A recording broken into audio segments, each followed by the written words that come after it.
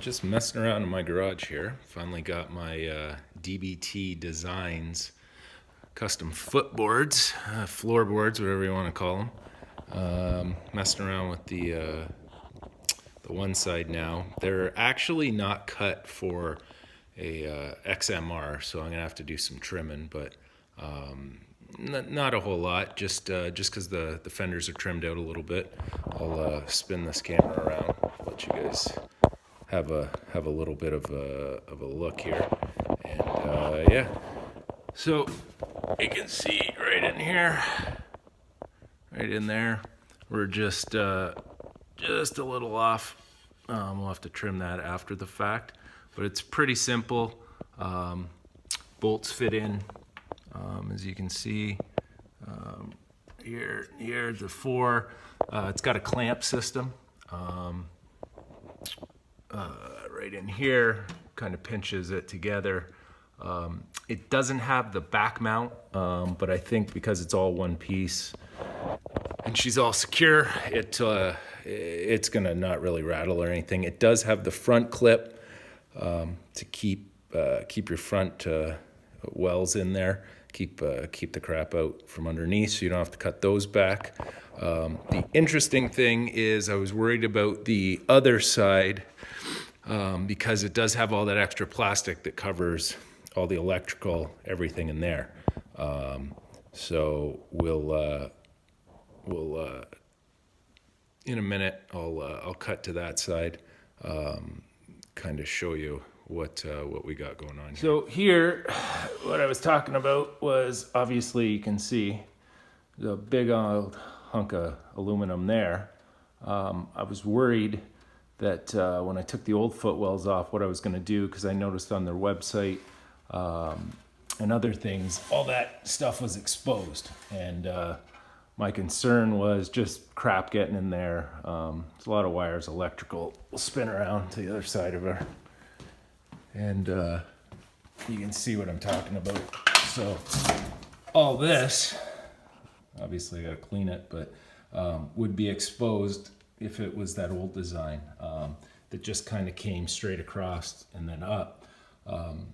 All this was exposed, so I kept the old stuff here and figured, well, I'll cut it, drill a few holes, a few zip ties, a few bolts, at least get some protection in there. But looks like from what I looked at online to what they actually sent me, they've kind of rectified that problem. Would show why online they were like $375, and when I ordered them they were $420, which, whatever, they told me it'd be 2-3 weeks, and they showed up in like a week and a bit. So quality looks good, powder coating looks good. We'll see how they look when it's all put together. So we got them all buttoned up, sides all cut. Just cut them down, a little touch-up paint, baked them on.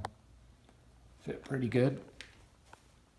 Looks like a nice little setup. The other side came out pretty good. The extra panel I was talking about that came with covered up pretty much everything, just like the factory plastics did. You know, into your foot brake, all that electrical.